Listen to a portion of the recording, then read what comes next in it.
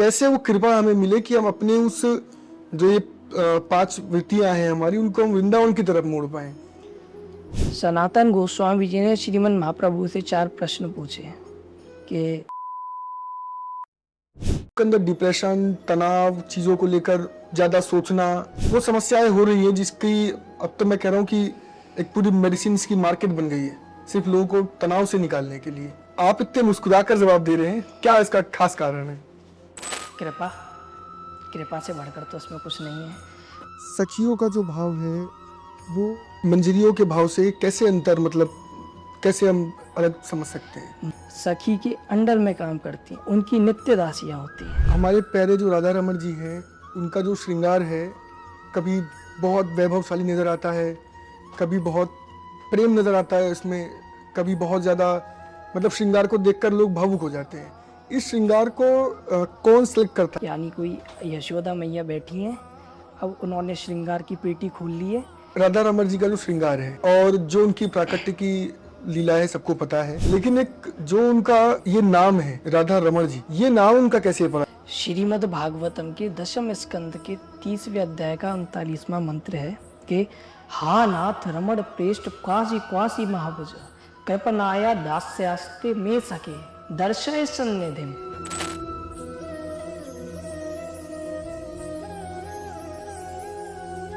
अध्यात्म और भक्ति का जो केंद्र है वो है वृंदावन। और अगर वृंदावन की बात करते हैं तो वृंदावन का जो ऐश्वर्य है, वृंदावन का जो श्रृंगार रस है, वृंदावन का जो प्रेम रस है, वो सबसे स्पष्ट दिखाई देता है हमारे राधा रमण जी में। आज हमारे बीच वृंदावन से सचल राधा रमण जी आए हैं। हम स्वागत करते हैं श्रीमद मध्व गौरी वैष्णव आचार्य श्री आयुष गोस्वामी जी महाराज का। हरि बोल। आपको खूब खूब स्वागत है। और वैसे तो अगर बात करें इतिहास से या वृंदावन के ही भाव से, तो जो श्रृंगार, जो ऐश्वर्य, जो प्रेम गोपाल भट्ट गोस्वामी जी महाराज का था, अभी तक वही श्रृंगार और वही प्रेम दिखाई देता है। एक पर्सनल क्वेश्चन ये है कि जितने सुंदर हमारे राधा रमण जी हैं, उतने ही सुंदर सारे सेवायत गोस्वामी जी हैं। इसका क्या कारण है? ये ठाकुर जी की सेवा की ही जो कृपा अपने को प्राप्त होता है वही है। जो ठाकुर जी की सेवा से, उनकी लावण्य माधुरी से जो रसास्वादन उनके भक्तम वैष्णव कर पाते हैं, उसी की ही कृपा है कि हमारे प्यारे जो राधा रमण जी हैं, उनका जो श्रृंगार है कभी बहुत वैभवशाली नज़र आता है, कभी बहुत प्रेम नज़र आता है इसमें, कभी बहुत ज़्यादा, मतलब श्रृंगार को देखकर लोग भावुक हो जाते हैं। इस श्रृंगार को कौन सेलेक्ट करता है? मतलब कि कल क्या दर्शन होने वाले हैं, इसकी जानकारी पहले से कोई निर्धारण होता है या कुछ? श्री राधा रमण लाल मंदिर में सेवा आत्मवत होती है। यानी कोई यशोदा मैया बैठी हैं, अब उन्होंने श्रृंगार की पेटी खोल ली है। अब ऋतुओं के हिसाब से, ग्रीष्म ऋतु है तो केवल ठाकुर जी को एक नेकर पहना दिया या केवल नीचे धोती बांध दी या केवल पजामा, और यदि शीत ऋतु है तो साथ में ऊपर कुर्ता, फिर कुछ गर्म शॉल। बाकी जो दैनिक नियमों में जो मुख्यतः श्रृंगार यूज होते हैं वह नूपुर, कड़ुए, हस्तकमल जिसमें दुलरी, तिलरी, बाजूबंद, बेसर, और कुछ मुख्य पर्व भी आते जिन पे, जैसे कि एकादशी, तो एकादशी पे जूड़ा धारण होता है, पूर्णिमा पे मुकुट धारण होता है, रक्षाबंधन एवं दीपावली पे ताज धारण होता है, जिसे कुल्हा चंद्रिका भी कहते हैं। तो श्रृंगार का जो नियम है वो पहले से निर्धारित नहीं होता जी, केवल पोशाक के रंगों का नियम है। हाँ। जैसे कि सोमवार को गुलाबी या सफ़ेद, मंगलवार को लाल, बुधवार को हरा, गुरुवार को पीला, शुक्रवार को या तो गुलाबी या तो फिर सफ़ेद, शनिवार को नीला या काला, और रविवार को लाल। राधा रमण जी की जो सेवा है, अक्सर आपकी भी वीडियोस आती हैं, अन्य गोसाई जनों की वीडियोस आती हैं, सेवा के दौरान कुछ मुद्राएं बनाई जाती हैं। वैसे तो मुद्राओं पर बहुत सारी वीडियोस इंटरनेट पर हैं, बहुत सारे जो परिवार से जुड़े हुए लोग हैं, दीक्षित हैं परिवार से, उन लोगों ने काफ़ी सारी वीडियोस बना रखी हैं। लेकिन वो स्पष्ट मुद्राएं क्या हैं, एक तो मैं आपसे ये जानना चाहता हूँ, और दूसरा, क्या वो मुद्राएं सिर्फ राधा रमण जी की सेवा के लिए ही हैं या सभी के लिए हैं? देखिए, बहुत से लोगों को लगता है कि ये केवल उंगलियों की आकृति है। मुद्राओं का अर्थ होता है भाव प्रकट करना। श्री राधारमण लाल मंदिर में मुख्यतः 2 मुद्राएं बनाई जाती हैं, एक धेनु मुद्रा और दूसरी मत्स्य मुद्रा। धेनु मुद्रा का अर्थ है गौ सेवा प्रदान करना, पवित्रता, करुणाता, ठाकुर जी को समर्पित करना। और मत्स्य मुद्रा का अर्थ है जिस प्रकार से मत्स्य मछली जल में सहज रूप से रहती है, उसी प्रकार से हम भक्तगण वैष्णव जन ठाकुर जी की सेवा में उनकी लावण्य मधुरी का आस्वादन करते हुए उनके सानिध्य में उपस्थित रहें। तो ये जो मुद्राएं हैं इनको बनाने का सही तरीका क्या है? क्योंकि वीडियोस कई सारी हैं और लोग कई तरीके से बताते हैं। धेनु मुद्रा का अर्थ आप गाय के थन की आकृति बना रहे हैं, जिनमें हम दोनों हाथों को अपने क्रॉस करके और इस प्रकार से करते हैं। काफ़ी गुरु परंपराओं के अनुसार थोड़ा भेद आ सकता है। उसी प्रकार से मत्स्य मुद्रा, जिसमें हम मत्स्य की आकृति बनाते हैं, जिसमें हमारा बायां हाथ ऊपर रहता है और दायां हाथ नीचे करके। ये जो मुद्राएं हैं ये सभी परंपराओं में बनाई जाती हैं या सिर्फ राधा रमण परिवार में? सभी परंपराओं में ये बनाई जाती है। आवश्यक है क्योंकि हम समर्पण तो सभी में ही ठाकुर को कर रहे हैं। अच्छा, एक सवाल थोड़ा सा पारिवारिक है जी कि गोसाई जी के बाद से, श्री गोपाल भट्ट गोसाई जी महाराज के बाद से जो परंपरा चली आ रही है, अभी बहुत बड़ी फैमिली है राधा रमण परिवार जो सेवायत हैं, तो इतना बड़ा परिवार एक साथ रहता है, सेवा जो बटी हुई है उस समय के हिसाब से कैसे, मतलब कितना बड़ा ये परिवार है, कितने लोग हैं परिवार में और कैसी ये सेवाएं बगैर विवाद के चलती हैं? क्योंकि आज का जो ये युग है, यहाँ तो परिवार में एक लोटा थाली के लिए भी लड़ाइयाँ हो जाती हैं, तो कैसे मतलब मैनेज हो रहा है पूरा परिवार? देखिए, वर्तमान में श्री राधारमण मंदिर में 40 परिवार हैं। 40 सेवायत परिवार? 40 सेवायत परिवार हैं, जो कि एक नियमावली करके ग्रंथ है जिसमें संपूर्ण नियम और किस प्रकार से सेवा का विभाजन है सब लिखा हुआ है। तो उसी के अकॉर्डिंग सारी नियम सेवाएं, उसी के अकॉर्डिंग किस फैमिली से कौन बिलोंग कर रहे हैं पता चलता है। रही बात मतभेद की, तो आज तक तो नहीं ऐसे मतभेद हुआ ठाकुर जी की कृपा से। तो ये पुस्तक मतलब फैमिली के पास ही है या वैसे मार्केट में? नहीं, ये केवल हमारे परिवार के पास ही रहती है, क्योंकि इतना मैनेज कर पाना बहुत मुश्किल काम होता है। जी। तो आपकी जो सेवा है मंदिर में वो किस मौसम में आती है? ग्रीष्मकालीन में भी आती है और शीत ऋतु में भी आती है। ग्रीष्मकालीन में अक्षय तृतीया, जिस दिन से ठाकुर जी गर्भगृह से जगमोहन पे दर्शन देने आते हैं संध्या काल में, जिस दिन से प्रथम पुष्प बंगला बनना प्रारंभ होता है, और द्वितीय जन्माष्टमी की सेवा जो ग्रीष्मकालीन में पड़ती है। वहीं शीतकालीन में दीपावली के समय भाई दूज और होली का अवसर पड़ता है। बहुत बढ़िया, मतलब खास सभी त्योहारों पर आपकी सेवा रहती है। कृपा ठाकुर जी। जी। एक और भी सवाल है, सवाल क्या, ये एक इतिहास है हमारे राधा रमण मंदिर का कि एक अग्नि है जो मंत्रोच्चारण से श्री महाराज जी ने प्रकट करी थी, तब से उस अग्नि को अभी तक कहा जाता है कि वही अग्नि चल रही है, कोई दोबारा अग्नि किचन में नहीं जलाएगी जहाँ भी प्रसाद बनाया जाता है। तो कैसे वो अग्नि अभी तक बची आ रही है? क्योंकि अभी तो वृंदावन में सब कुछ लगभग शहर जैसा हो गया है, लेकिन एक समय पे ये पूरा गांव था, लगभग 450-500 सालों से उस अग्नि को जलाए रखा है। तो क्या कभी मौसम की वजह से या ईंधन ना मिल पाना, बीच में तो कोरोना था तो काफ़ी टाइम तक तो मुझे लग रहा है कि लगभग कुछ भी नहीं था मार्केट में, सब कुछ बंद था, तो कैसे मैनेज कर पाए आप? कहते हैं ठाकुर अपनी सेवा स्वयं करवा लेते हैं। तो रसोई के बाहर ही एक जगह है आंगन, तो वहीं पर ही ठाकुर जी की लकड़ी पहले से ही संजो के हम रखते हैं। जिसकी भी सेवा रहती है वह उसका ध्यान रखते हैं, बाकी मंदिर पंचायत इन सभी चीज़ों का ध्यान रखती है। और आज तक ऐसी परिस्थिति तो आई नहीं कि कभी ऐसा हमें देखना पड़ा हो कि लकड़ी की कमी रही या इस कारण से कि ईंधन में कोई समस्या उत्पन्न हुई हो। कोरोना काल में सेवा में, या क्योंकि कोरोना के समय पर लोगों का तो लगभग घर से निकलना बंद था जी, तो सेवा में या बाकी चीज़ों में कभी कोई समस्या आई? नहीं, सेवा का क्रम जैसे चलता आ रहा था वैसे ही चलता रहा। जो हमारे राधा रमण जी हैं वो स्वयंभू हैं, वो उनके हृदय से जो वेदना निकली महाराज जी के, उससे प्रकट हुए, ये सभी लोग जानते हैं।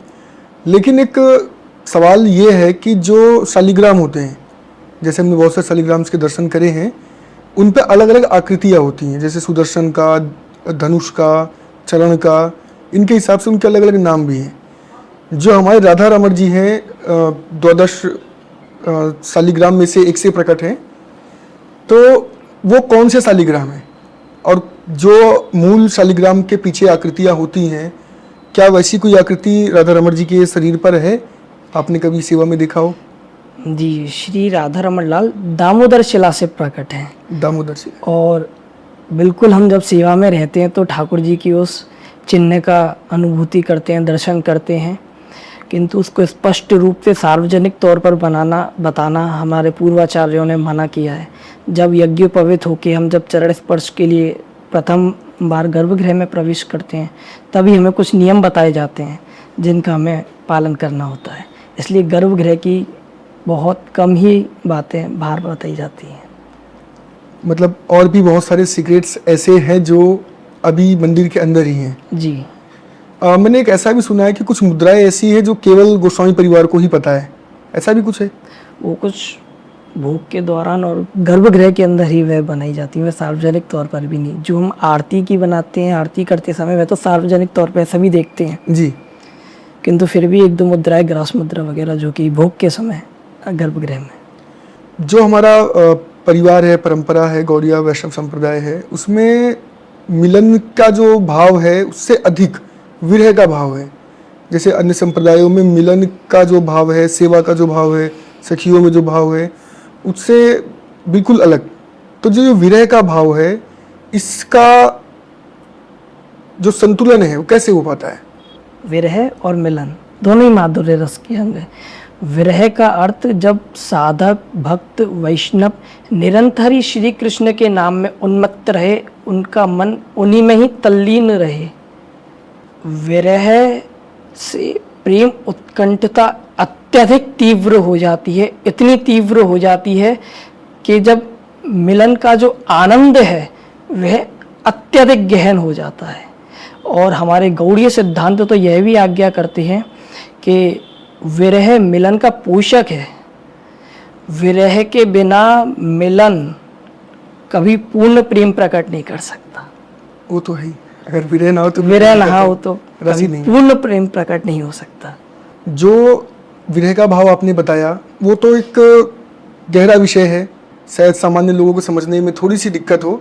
इसको थोड़ा सा सहज करने के लिए एक सवाल ये है कि जो सखी सेवा है हमारे वृंदावन में, सखियों का जो भाव है और जो हमारा मंजरी भाव है गौड़ीय संप्रदाय में, उन दोनों में क्या अंतर है? और दोनों में हम क्या कह सकते हैं कि श्रेष्ठता तो नहीं पूछी जा सकती, लेकिन दोनों में क्या ऐसा अंतर है कि हम लोग मंजरी भाव में हैं? देखिए, सखी भाव में सख्य भाव रहता है एवं मंजरी में हम सभी मंजरिया रूप में और दास्य नित्य सेविकाएं, कनिष्ठ नित्य सेविकाएं के रूप में हम श्री राधा जी की प्रेम की सेवा करते हैं। मंजरियों का एकमात्र लक्ष्य, उनका जीवन का एकमात्र लक्ष्य केवल यही है, श्री राधा जी की, श्री किशोरी जी की निस्वार्थ भाव से सेवा। वह श्री कृष्ण से अपने व्यक्तिगत सुख, अपने व्यक्तिगत मिलन की चाह भी नहीं रखती हैं। वह केवल इतना चाहते हैं कि श्री किशोरी जी की, श्री कृष्ण की जो हम सेवा कर रहे हैं वह सफल हो। जबकि हम सखी भाव में देखें तो वह श्री कृष्ण से भी और श्री राधा से भी जो सखियाँ होती हैं संवाद करती हैं स्वतंत्र, एवं उनके जो आयोजन होते हैं लीला की स्थली वगैरह, उन सब का भी नियोजन वही करती हैं। सखियों का जो भाव है वो मंजरियों के भाव से कैसे अंतर, मतलब कैसे हम अलग समझ सकते हैं? मंजरी सखी के अंडर में काम करती हैं, उनकी नित्य दासियाँ होती हैं। अच्छा। जो आयु के बिहाफ पे यदि हम बात करें तो किशोरी जी की और जो अष्ट सखियाँ इन सभी की आयु लगभग सेम है, किंतु जो मंजरियाँ होती हैं इनकी आयु बहुत कनिष्ठ या छोटी आयु रहती है। अच्छा, मतलब उम्र में भी छोटे हैं। उम्र में भी छोटे हैं और अपना स्वयं का तो कोई सुख है ही नहीं, केवल एकमात्र किशोरी जू और कृष्ण के प्रेम में उन्मत्त रहना। एक इसी से सवाल और बनता है कि वैसे तो वृंदावन में सप्त देवालय प्रसिद्ध हैं, फिर सप्तनिधियाँ हैं, लेकिन जो सेवा है वो मुख्य तौर पर दो चार जो प्रमुख संप्रदाय हैं, जैसे हरिदास संप्रदाय है, राधा वल्लभ परिवार है, पुष्टिमाल परिवार है, गौड़िया हमारी परंपरा है, इन सब में क्या अंतर है? मतलब हम राधा वल्लभ परिवार से या और परिवारों से गौड़ीय वैष्णवों को कैसे अलग रखते हैं, और क्या ऐसा दोनों में अंतर है, दोनों के भावों में? देखिए, हरिदासी संप्रदाय हो गया, निम्बार्क संप्रदाय हो गया, इनमें सखी भाव प्रधान है। वहीं हम देखें पुष्टि मार्गीय तो वहाँ ऐश्वर्य प्रधान है, वहाँ का ठाकुर बड़े ठाट बाट में विराज रहे हुए। और हम देखें राधा वल्लभ जी में तो वहाँ प्रेम सर्वोच्च है, वहाँ श्री किशोरी जी की प्रधानता है। जिस प्रकार से हमारे गौड़ीय वैष्णव में विरह प्रधान है, हृदय को सर्वोच्च माना गया है, विरह कोई प्रधानता दी गई है, उसी प्रकार से राधा वल्लभ जी में प्रेम को सर्वोच्च माना गया है। भिन्नता इन सभी संप्रदायों में केवल और केवल रस की, भाव की, उपासना की, साधना के तौर पर है, किंतु सभी का जो मूल लक्ष्य है वो श्री राधा कृष्ण की प्रेममयी भक्ति एवं उनकी लावण्यमयी छवि का रसास्वादन करना, जो कि सभी वैष्णव संप्रदायों को एक सूत्र में बांधती है। जितने सरलता से मुस्कुराकर आप जवाब दे रहे हैं, ऐसा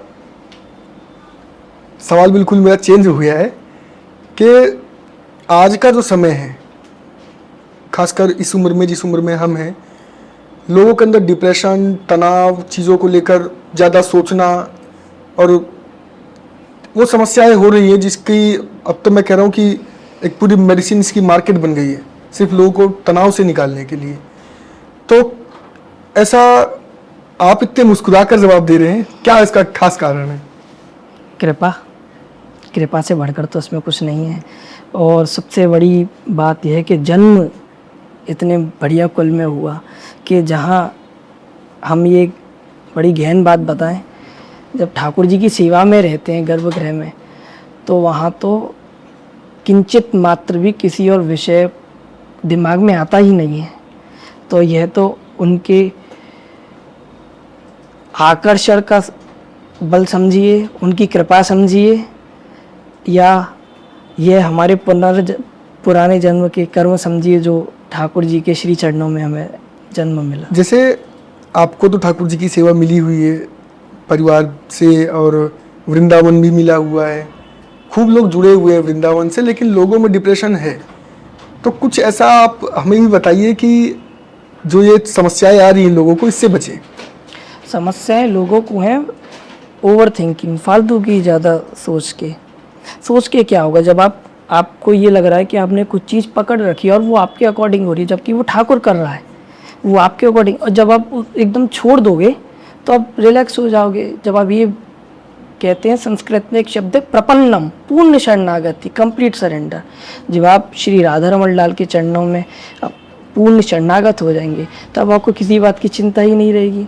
जब आपने चिंता कर भी ली तब भी तो जो ठाकुर जी ने लिख दिया होना वही है, छोड़ दो इसी से बढ़िया, तो ठाकुर जी दी बेस्ट करेंगे।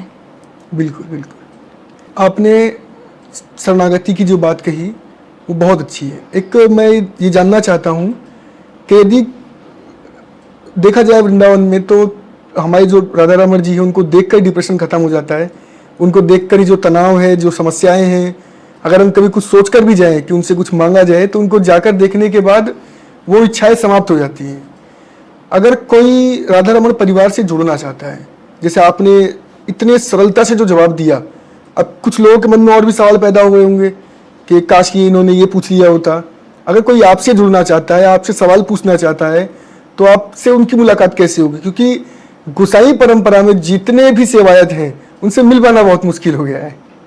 नहीं, बिल्कुल, और सवाल अभी भी हमसे पूछे जाते हैं हमारे ऑफिशियल अकाउंट पे, और जो हमारे डीएम्स आते हैं, और हम कोशिश करते हैं कि सभी भक्तों के सवालों के जवाब दिए जाएं और मोस्टली कि हम कवर भी कर पाते हैं, फिर भी जो एक आध रह जाते हैं वो बाई चांस, पर हम कोई यदि प्रश्न पूछना चाहे तो ऑफिशियल अकाउंट पे वह पूछ सकता है। वृंदावन में दर्शन के और भी कोई तरीके हैं आपके दर्शन के? हाँ, आप ऑफिशियल अकाउंट पे या आप संपर्क कीजिए, वहीं पे नंबर डाला हुआ है। राधा रमण जी का जो श्रृंगार है और जो उनकी प्राकृतिक की लीला है सबको पता है, लेकिन एक जो उनका ये नाम है राधा रमण जी, ये नाम उनका कैसे पड़ा? क्योंकि नाम सुनकर ही लोगों के मन में वो भाव आ जाता है कि यहाँ क्या ठाकुर जी हैं। श्रीमद् भागवतम के दशम स्कंद के 30वें अध्याय का 39वां मंत्र है कि हा नाथ रमण प्रेष्ठ क्वासी क्वासी महाभुज कृपनाया दास्यास्ते में सके दर्शय सन्निधिम। यह अत्यंत विरह का श्लोक है। जब श्री कृष्ण रास रचाते रचाते पूर्णिमा को अंतर ध्यान हो जाते हैं, तब सारी सखियां कह रही हैं कि हे नाथ, हे प्रियतम, आप कहाँ चले गए? आप अपनी दीनहीन सखी के दर्शन देने के लिए हमारे पास आइए। तो यह कितनी विरह की उस समय बात है। और नरसिंह चौदस की सायकालीन स्थिति गोपाल भट्टी जी की क्या थी? विरह की तो स्थिति थी। वे कह रहे हैं कि क्या मेरा इतना भी सौभाग्य नहीं कि मैं पूर्ण विग्रह की सेवा कर पाऊं? तो यहाँ से नाम राधा रमण पड़ा ठाकुर जी का। तो महाराज जी ने जो नाम रखा वो विरह से विरह से। अच्छा, सेवा के दौरान जैसे हम भी पूजा वगैरह करते हैं और जनरली लोगों के क्वेश्चंस हैं, ये किसी ने मुझसे कहा है आपसे पूछने के लिए कि सेवा के दौरान ना मन बहुत भटकता है। क्या वो चीज़ें हैं जो मन में ना आए, जिनके आने से अपराध बनता है? क्योंकि पूजा में बैठने के बाद मैं समझता हूँ वो लोगों के पास बहुत कम ही ऐसे लोग हैं जिनके मन नहीं भटकते, वरना मन भटकने की समस्या बहुत ज़्यादा है। तो इससे हम कैसे अपने आप को बचाएं? देखिए, एक मंत्र है, एड़ो गजः पतंगश्च भृंगो मीनस्तु पंचमः शब्द स्पर्श रूप गंध रसई रेते यथा खलु। यानी जिस प्रकार से हिरण एक जंगल में कोई मधुर ध्वनि सुन के भागने की बजाय स्थिर हो जाता है, रुक जाता है और एक शिकारी द्वारा उसका शिकार कर लिया जाता है, एक हाथनी से अपने सूंड से स्पर्श पाने के लिए वह नदी में उतर जाता है एवं मगरमच्छ द्वारा उसका शिकार कर लिया जाता है। जो कीट पतंग होते हैं वह कोई दीप जब प्रज्वलित होता है उसकी लौ से आकर्षित हो, उसके रूप से आकर्षित हो, उसके पास आते एवं अपना देह उसी में ही गवा बैठते हैं। और जो भंवरा होता है वो कमल के ऊपर बैठ जाता है उसकी गंध पाने के लिए, और जब कमल बंद होता है तो वह भी उसी के साथ बंद हो जाता है। जिस प्रकार से मछली को एक मांस के टुकड़े से आकर्षित हो उसके रस पान करने के लिए वह जैसे ही उस कांटे को अपने मुंह में डालती है तो शिकार द्वारा उसका शिकार कर लिया जाता है। तो शब्द, स्पर्श, रूप, गंध एवं रस, भौतिक संसार में इन 5 चीज़ों से आकर्षित नहीं होना चाहिए। और यदि यही हम 5 चीज़ें ठाकुर जी के एरिया में लगाएं तो उससे बड़ी कोई काम नहीं। ठाकुर जी के शब्द कानों में पड़ रहे हैं, ठाकुर जी का स्पर्श करने का मौका मिल रहा है, भली मानसिक रूप से या आपके घर में कोई श्री विग्रह, उनमें अपने प्रिय विग्रह की कल्पना करके ठाकुर जी की जब हम सेवा से आते, लोग कहते हैं महाराज जी आप सेवा में से आने, बड़ा ऐसे तो फ्रेगनेंस किसी परफ्यूम में भी नहीं मिलता है। तो वो गंध, वो कृपा और अंत में जो रसास्वादन जो इन सब कृपाओं का होता है। तो यदि इसमें देखा जाए तो चीज़ें हैं कि आप अपना मन लगा किस एरिया में रहें। 5 विषय वही हैं, अब या तो आप उसको भौतिक संसार में लगा लें, अब या तो भौतिक संसार में पतन होगा और ठाकुर में लगाएंगे तो उद्धार होगा। पर उन चीज़ों को ठाकुर जी में लगाए रखने के लिए, ठाकुर जी से लगाने के लिए जो कठिनाई आ रही है, मैं ये जानना चाह रहा हूँ कि कैसे हम उस चीज़ को मोड़ें। अपनी जो हमारी स्थिति इस संसार में लगी हुई है, हम लोगों में, परिवार में, काम धंधे में जो लगे हुए हैं, कैसे वो कृपा हमें मिले कि हम अपने उस जो ये 5 वृत्तियाँ हैं हमारी, उनको हम वृंदावन की तरफ मोड़ पाएँ। सनातन गोस्वामी जी ने श्रीमन महाप्रभु से 4 प्रश्न पूछे कि मैं कौन हूँ, अर्थात जीव कौन है। तो श्रीमन महाप्रभु कहते हैं जीव हैं श्री कृष्ण के नित्य दास। फिर वह कहते हैं कि जीव को तापत्रय क्यों सताता है, क्यों इतना पीड़ित करता है। श्रीमन महाप्रभु कहते हैं कि जीव ठाकुर जी से विमुख हो गया है, तो अब कृपा कैसे पाई जाए, ठाकुर जी के नजदीक जाके और ठाकुर जी के सन्मुख कैसे जाया जाए, गुरु चरण आश्रय हो गए। एक व्यक्ति गुरु चरण आश्रय हो गया तो वह कृपा कर ठाकुर जी की गोदी में उस साधक को प्रकट कर देते हैं। गुरु कृपा ही है जो हमें इस संसार से निकालकर वृंदावन की तरफ ले जा सकती है। गुरु की ही कृपा से भगवान मिलते हैं और यह भी सत्य है कि भगवान की ही कृपा से गुरु मिलते हैं। बिल्कुल। सेवा में एक सवाल मेरे मन में ये है कि हम राधा रमण मंदिर जाते हैं, जो भी राधा रमण जी के प्रेमी हैं, क्योंकि मुझे लगता है कि वृंदावन में जितने भी जाने वाले लोग हैं वो अधिकतर लोग वृंदावन में राधा रमण जी के श्रृंगार से उनका जो मुखमंडल है, जिसने एक बार देख लिया फिर वो दोबारा मुझे लगता है कि बार बार वही आना चाहता है। आप सेवा में रहते हैं तो जैसे दिन भर आपने सेवा करी तो शाम के वक्त जाते हुए मन में जो भाव होता है, या जब आपकी सेवा बदलती है, सेवा परिवार में दूसरे के पास आती है, उस समय आप खुद को कैसे कंट्रोल करते हैं? क्योंकि मैंने मंदिर में देखा है लोग खड़े होकर रो रहे होते हैं। बिल्कुल, बहुत बाहर जाने तो हमें धक्का मारकर निकाला जाता है, तो आप कैसे उस समय अपने आप को कंट्रोल करते हैं? सबसे पहले तो अपने आप को इतना बड़ा कृपा पात्र मानता हूँ कि ठाकुर जी को स्पर्श करने का मौका मिला है, क्योंकि भक्त वहाँ एक मिनट और नेक दर्शन, जब वो गार्ड हटाते हैं तो कहते हैं नेक और दर्शन करने लाला को नेक और, तो सबसे बड़ी कृपा पात्र के वो उनको स्पर्श कर सकता, उनका श्रृंगार करना, उनको स्नान कराना, सबसे बड़ी बात ये। और जो आपने कहा कि जब सेवा उतरती है तब जाना, तब तो बिल्कुल ऐसा ही लगता है कि कोई बेटी ब्याह है कि जा रही हो और भाई विधवा करना हो, क्योंकि 2.5 साल और जैसे जैसे अब सेवा का क्रम, अब जैसे कि हमारी 6 महीने बाद सेवा आनी है, तो जैसे जैसे सेवा पास आएगी वो एक एक दिन काटना बड़ा मुश्किल हो जाता है।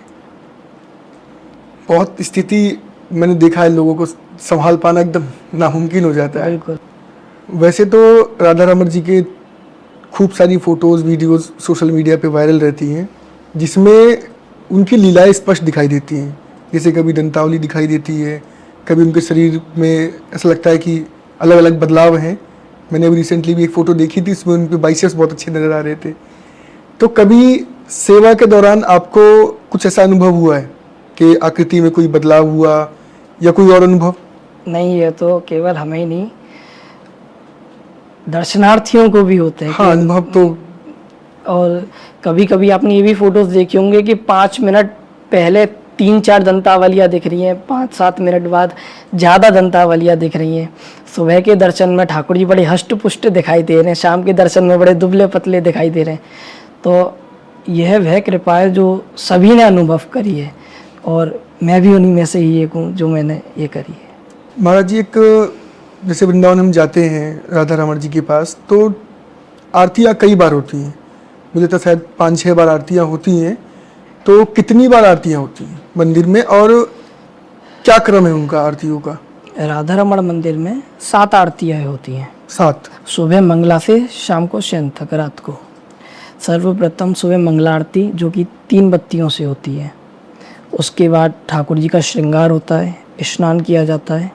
फिर ठाकुर जी की होती है धूप आरती, 1 बत्ती से और धूप से। धूप आरती का यह नियम है जो शास्त्र आज्ञा करते हैं कि केवल धूप से कभी आरती नहीं करनी चाहिए, धूप के साथ अग्नि का प्रयोग अवश्य करें। तत्पश्चात ठाकुर जी को बाल भोग लगता है। बाल भोग के बाद ठाकुर जी की श्रृंगार आरती जो 5 बत्तियों से होती है। उसके बाद ठाकुर जी का राजभोग लगता है। राजभोग के बाद ठाकुर जी की राजभोग आरती, तत्पश्चात मंदिर मंगल हो जाता है। सायकालीन पद्धति धूप आरती से प्रारंभ होती है, 1 बत्ती एवं धूप। सुबह पहले 3 और फिर शाम 1? पहले 4, मंगलारती, धूप आरती, श्रृंगार आरती, राजभोग आरती। ठीक है। सायकालीन में धूप आरती, हाँ। फिर उत्थापन भोग, हाँ। संध्या आरती जो कि 9 बत्ती से होती है। अच्छा, और अंत में शयन आरती जो 3 बत्तियों से की जाती है। मतलब जब मंगला करते हैं तो भी 3 बत्तियों से होती है। मंगला और शयन 3 बत्तियों से, धूप आरती 1 बत्ती और धूप से। मतलब ऐसे सवाल है कि हम इतनी आरतियां क्यों करते हैं, मतलब 7 आरतियां हम कर रहे हैं, मतलब क्या नियम है इसका? देखिए, आरतियों का मतलब होता है, आरतियों में मुख्यतः क्या क्या चीज़ें इस्तेमाल की जाती हैं? अग्नि, अग्नि, पुष्प, हाँ, तुलसी, शंख जल, जल, वादन यंत्र, घंटी हाँ हाँ, और चमर। तो जिस प्रकार से हमारा शरीर पंच महाभूतानों से निर्मित है, हम उसी प्रकार से वह पंच महाभूतान श्री कृष्ण के चरणों में समर्पित करते हैं। हम अग्नि, जल, पुष्प जो है आकाश को इंडिकेट करते हैं, उसी प्रकार से जो चमर होती है वह वायु को, और जो वाद्य यंत्र होते हैं यह सभी पंच महाभूतानों को हम श्री कृष्ण के चरणों में समर्पित करते हैं। एक चीज और है कि सेवा के दौरान अपरस के बारे में काफ़ी लोगों में अब तो सभी लोग जानने लगे हैं, फिर भी कि ये क्यों रखा जाता है इतना राधा रमण जी की सेवा में, इसका भाव सप्रस अपरस का किस लिए रखा जाता है? नहीं, मुख्यतः पहले मंदिर वृंदावन के हर मंदिर में अपरस का भाव था। इसका पर्पस ये रहता है कि अधिक पवित्र रहना, उसमें पवित्रता का पूर्ण नियोजन करना। और कुछ लोगों को ऐसा लगता है जब हम ऊपर जगमोहन से किसी को ऊपर से दे रहे हैं तो हम कुछ पार्शियलिटी कर रहे हैं, कोई डिस्क्रिमिनेशन कर रहे हैं, जबकि ऐसा नहीं है। जब हम अपरस में हैं उस समय यदि हमारे कोई घर का भी हम बाई चांस उनसे भी स्पर्श हो जाएं तो हमें नहाना पड़ेगा, जनेऊ बदलना पड़ेगा, जनेऊ दोबारा धारण करना पड़ेगा, जो हम मुक्ता दुपट्टा है वो नहीं धारण करने पड़ेंगे, और फिर ठाकुर जी की सेवा में जाना पड़ेगा। अगर किसी ने छू लिया तो इतना सब कुछ। अभी हमारी अक्षय तृतीया की सेवा थी 2024 में, तो हम ऊपर जगमोहन थे, प्रसाद बांटते समय किसी ने छी दिया, वहीं से ही नीचे कूदना पड़ता है। अगर यूँ भी गए तो मंदिर फिर पूरा धुलेगा आपको जहाँ छू दिया वहीं से नीचे कूदेंगे, पहले पीछे रसोई में जाएंगे, अपरस होंगे, फिर आएंगे दोबारा। बहुत कठिन नियम है। तो जो कठिन नियम हम पालन करते हैं अपने मंदिर में, जैसे कभी आप बाहर होते हैं, घर से बाहर हैं या वृंदावन से बाहर हैं, तो क्या इन नियमों को उसी तरीके से पालन कर पाना संभव हो पाता है? देखिए, यदि संभव हो पा रहा है तो दी बेस्ट है, पर किसी कारणवश नहीं हो पाता है तो ठाकुर जी भाव का भूखा रहता है। यदि आपका भाव सच्चा है, सही है, तो ठाकुर जी वो भी देखेगा कि आपकी परिस्थिति क्या, आप किस सिचुएशन में है। वैसे तो प्रसाद की अगर बात करें तो वृंदावन तो प्रसाद सभी लोग जानते खूब खूब है, लेकिन राधा रमण जी की जो कुलिया प्रसादी है उसका जो स्वाद है अब तो पूरे विश्व में प्रसिद्ध है। कैसे बनता है? यह जो गोपाल भट्टी जी द्वारा अखंड अग्नि प्रज्वलित है, हाँ, ये उसी में ही ठाकुर जी की कुलिया पकाई जाती है, जिसमें दूध, शक्कर और आदि इन सब चीज़ों का प्रयोग करके। और सबसे खास बात यह है कि लोग आके कहते हैं कि महाराज जी हम बाहर से भी कुलिया ले आते हैं, इतनी बड़ी दुकान से कुलिया ले आते हैं, और यहाँ की मंदिर की जो कुलिया है यहाँ की बात ही अलग है। तो ये तो सीधी सी बात यही है कि जब ठाकुर जी भोग लगा लेना तो वहाँ में कृपा आई जावे। जो वो टेस्ट है वो वाकई कहीं नहीं मिलता, वो कहीं नहीं मिलता। तो हमने खूब मतलब वृंदावन में भी ट्राई करा है, लेकिन वो टेस्ट वो नहीं मिलता। आपसे मिलकर बात करके खूब अच्छा लगा। एक मैसेज जो आप हमारे द्वारा लोगों को देना चाहते हैं, समाज को देना चाहते हैं, खासकर जो नए बच्चे वृंदावन जा रहे हैं, क्योंकि इस टाइम तो बच्चों में खासकर युवा पीढ़ियों में वृंदावन को लेकर बहुत प्रेम है। वृंदावन आए, भाव के साथ आए, और दर्शन करने आए, घूमने ना आए। वृंदावन अक्सर लोग सुनते हैं और वृंदावन चलने घूम ही आते हैं, क्या करेंगे, वहाँ की चाट पकौड़ी खाई आएंगे, बिहारी जी की लस्सी पी आएंगे। वृंदावन कोई पर्यटक स्थल नहीं है, आप घूमने मत आइए। यदि आपका भाव ऐसा है, आप यदि यहाँ किशोरी जी की, राधा रमण लाल की, ठाकुर जी की उस भाव को पढ़ के, उस पुरातन कहानियों को पढ़ के यदि यहाँ आ रहे हैं तो आपका आना सफल है, अन्यथा नहीं। जो नए बच्चे हैं उनके लिए कुछ ऐसा मैसेज के वृंदावन से जो कनेक्टिविटी है उनकी आसान हो जाए? नाम जप, नाम जप से बढ़कर कोई साधन नहीं है। एक वही है जो वृंदावन वास भी दिला सकता है और ठाकुर जी भी प्राप्त करवा सकता है। इतना समय देने के लिए आपका बहुत बहुत धन्यवाद। हरि बोल।